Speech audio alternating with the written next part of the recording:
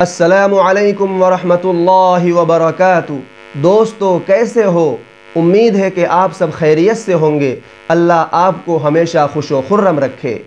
محترم دوستو، آج میں آپ لوگوں کو بتانے والا ہوں کہ اگر کسی شخص کی بہت زیادہ کثیر تعداد میں نماز قضا ہو چکی ہو تو وہ شخص ان قضا نمازوں کو تخفیف کر کے کیسے ادا کرے۔ سب سے پہلے بہتر تو یہ ہے کہ جس طرح نماز پڑھی جاتی ہے اسی طرح اپنی تمام قضا نمازوں کو ادا کرے۔ لیکن اگر کسی کی بہت زیادہ نماز قضا ہو چکی ہے تو اس کے لیے تخفیف ہے۔ تخفیف کیا ہے؟ سب سے پہلے تو رکوع میں 3 مرتبہ تسبیح پڑھی جاتی ہے، سبحان ربی العظیم، سبحان ربی العظیم، سبحان ربی العظیم۔ تو 3 مرتبہ تسبیح پڑھنے کے بجائے ایک ہی مرتبہ تسبیح پڑھے۔ اسی طرح سجدے میں 3 مرتبہ تسبیح پڑھی جاتی ہے، سبحان ربی الاعلی، سبحان ربی الاعلی، سبحان ربی الاعلی۔ تو 3 مرتبہ تسبیح پڑھنے کے بجائے ایک ہی مرتبہ سبحان ربی الاعلی کہہ کر دونوں سجدے مکمل کرے۔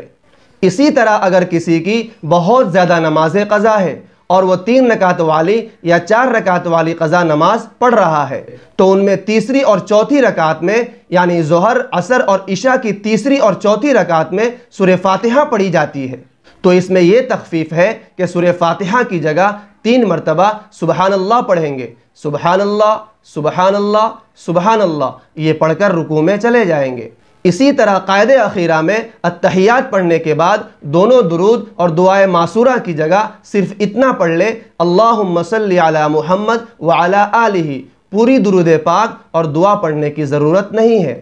اس طرح ہم اپنی قضا نمازوں کو ادا کر سکتے ہیں، لیکن قضا نمازیں بھی اطمینان سے ادا کریں، نیز کوئی واجب چھوٹنے نہ پائے، اس کا بھی خاص خیال رکھیں۔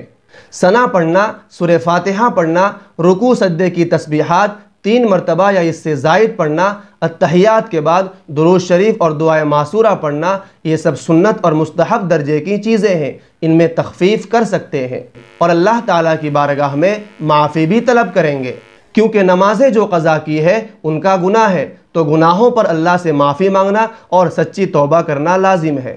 امید کرتا ہوں کہ میری یہ باتیں آپ سب کو سمجھ میں آ گئی ہوگی۔ اللہ تبارک و تعالی ہمیں دینی مسائل کو سیکھ کر اس پر عمل کی توفیق مرحمت فرمائے، آمین۔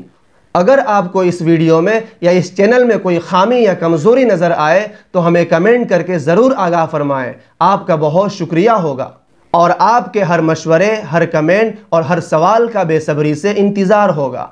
اور آخر میں آپ حضرات سے درخواست ہے کہ میرے اس چینل کو سبسکرائب کریں، لائک کریں اور اپنے دوستوں کے ساتھ شیئر کر کے دینی علوم کو آسان سے آسان شکل میں عوام تک پہنچانے میں ہماری مدد کریں۔